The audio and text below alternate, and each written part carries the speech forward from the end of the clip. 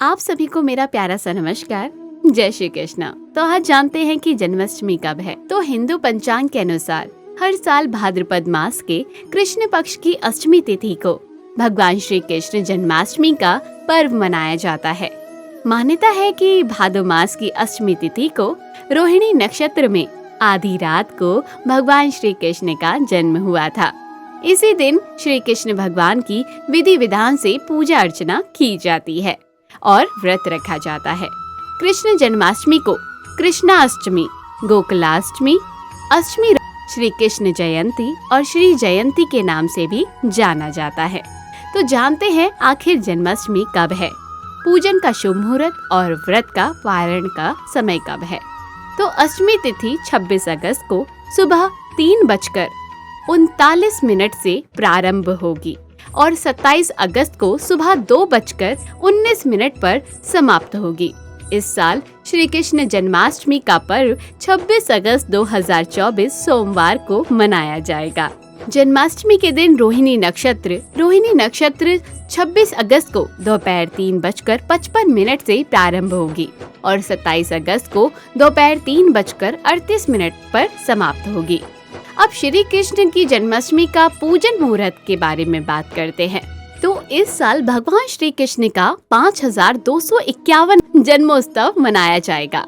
श्री कृष्ण की जन्माष्टमी के पूजन का शुभ मुहूर्त 26 अगस्त को दोपहर 12 बजे से 27 अगस्त की देर सुबह 12:44 तक रहेगा।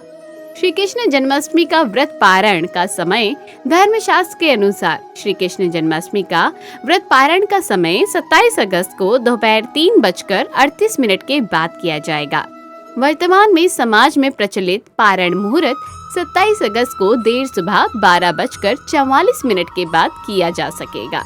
अब हम सभी जन्माष्टमी का व्रत तो रखते ही हैं, हमें ये भी जानना जरूरी है कि आखिर श्री कृष्ण की जन्माष्टमी मनाते क्यों हैं। तो कृष्ण जन्माष्टमी भगवान श्री कृष्ण के जन्म के उपलक्ष्य में मनाया जाने वाला एक प्राचीन पर्व है, जिसे पूरे भारत में भाद्रपद माह के कृष्ण पक्ष की अष्टमी तिथि को मनाया जाता है। ये पर्व भगवान श्री कृष्ण के भक्तों के लिए अपने इष्ट की लीलाओं और उनके दिव्यता का स्मरण करने का एक विशेष अवसर होता है। इस दिन भक्तगण विशेष रूप से उपवास रखते हैं और भजन कीर्तन करते हैं। तो आइए जानते हैं कि आखिर श्री कृष्ण जन्माष्टमी नामक इस पर्व को भक्त इतनी रुचि से क्यों मनाते हैं। तो जानते हैं, श्री कृष्ण जन्माष्टमी के माध्यम से सनातनी अपने उस नायक को याद करते हैं जिनका जीवन अधर्म के नाश और धर्म की स्थापना के लिए समर्पित था, जिन्होंने अपने पूरे जीवन काल में अपनी लीलाओं और संदेशों के माध्यम से लोगों को धर्म संगत जीवन जीने की सीख दी।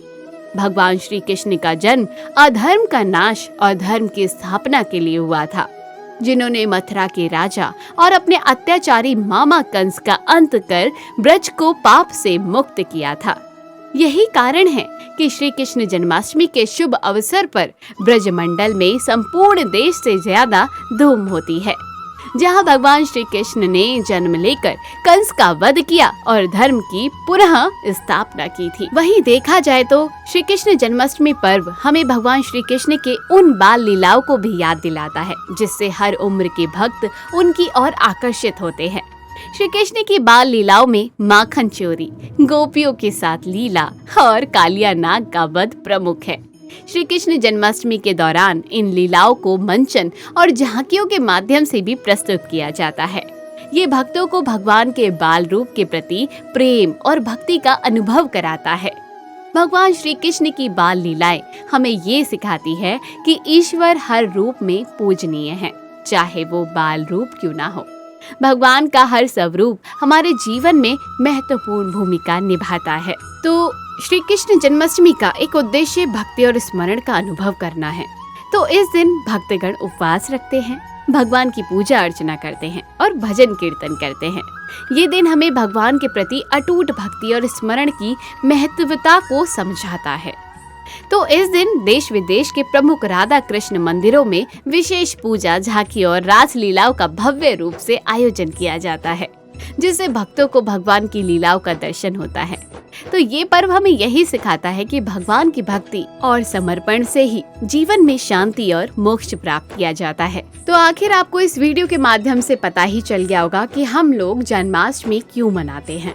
तो इसी के साथ वीडियो का यही करती हूँ एंड। और आप सब लोग बताइए आप लोग कहाँ से हम लोगों की वीडियो देख रहे हैं, और चैनल को जरूर सब्सक्राइब कीजिए और अपने कुछ तथ्य शेयर कीजिए जो आप जन्माष्टमी में करने वाले हैं। लाइक कोई आयोजन कर रहा है या कोई रासलीला करेगा या कोई भगवान में लीन हो जाएगा, तो मुझे कमेंट बॉक्स में जरूर बताइए। और सभी को जन्माष्टमी की हार्दिक हार्दिक बधाइयाँ और सभी को जय श्री कृष्ण।